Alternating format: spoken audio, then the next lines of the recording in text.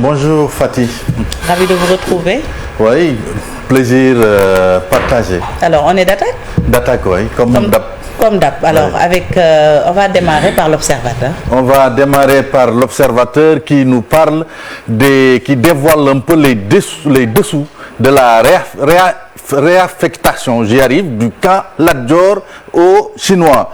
Et l'Observateur qui s'intéresse également à la série d'attaques contre des édifices publics et structures privées. Le Sénégal dans les méandres de la justice populaire. L'Obs également nous compte le film de l'arrestation des 6 Moustarchidines accusés du saccage de la rédaction des Échos. Les Échos, je pense qu'il faut taper des mains pour saluer le retour de Les Échos après la barbare peut-être agression qui a été perpétrée dans les locaux de ce quotidien. Et Les Échos nous racontent un peu que les agresseurs n'ont exprimé aucun regret. Les enquêteurs de la section de recherche arrêtent les suspects à moins de 12 heures. Et cette phrase des présumés auteurs de cette attaque, si c'était à refaire, on le referait. Très dommage tout ça. Source A qui nous dit également que les présumés agresseurs de Les Échos tombent comme des mouches à la gendarmerie. La corporation les lapide sans pitié. Sale mardi pour les bandits Moustarchidines. Dit la source A. Vox Pop qui revient également sur cette attaque perpétrée contre nos confrères de Les Échos. Les auteurs du saccage de Les Échos arrêtés. Également cette révélation du rapport du CNLS sur la lutte contre le sida au Sénégal. 17 millions de préservatifs distribués en 2019. On devrait dire aux enfants de se boucher les oreilles. Le Témoin qui raconte un peu les dégâts collatéraux du Covid-19.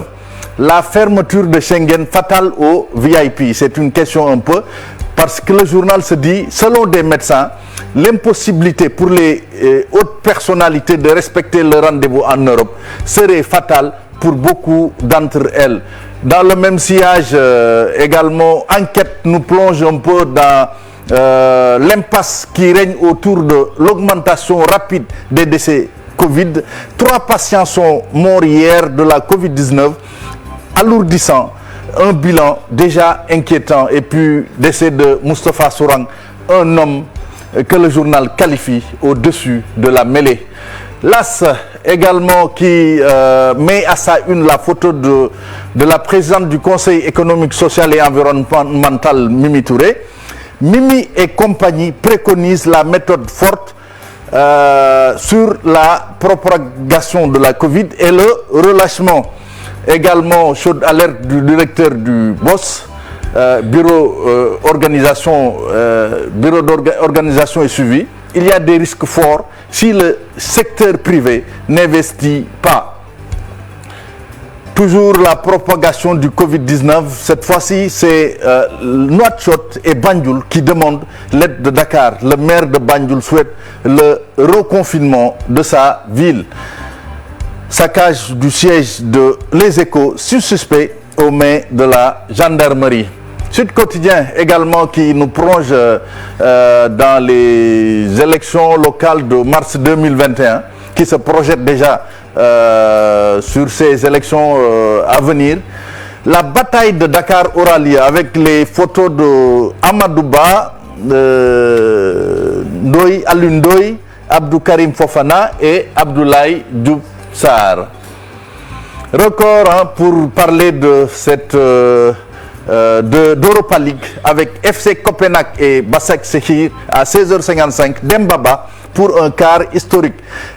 Récupérateur et pas sentinelle, Ghana, les limites d'un jeu monocorde.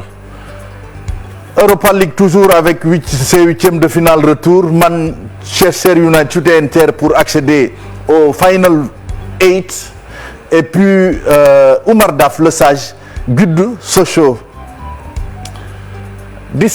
15 combats, 7 victoires, 8 défaites. Yekini s'en va, Ndakaru somnol.